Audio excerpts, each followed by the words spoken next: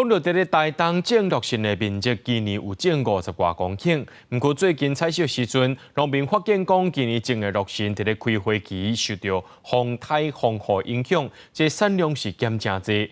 台东农改场表示，落成若是浸着水，紧换去就无到正常开花吉子啊，敢若会当通报灾害受损。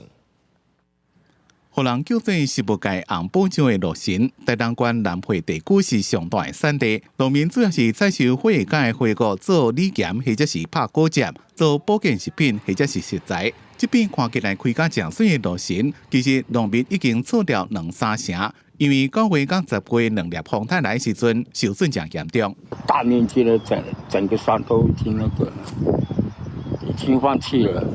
台东农改场的落成实验果子园有一丛受损，有开花，也毋过就是未大丛。研究人员讲，因为落成较无适合湿的环境，那饮水均无法度输送养分，成长无好就无法度采收。是因为那个小犬台风在南回地区的话，可能有一些降雨比较多，那可能造成它植株根部进水的情况比较严重。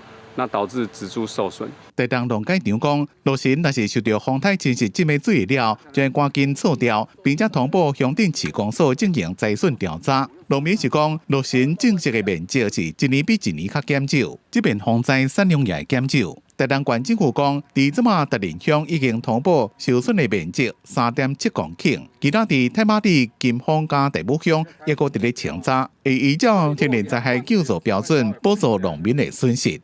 记者综合报道。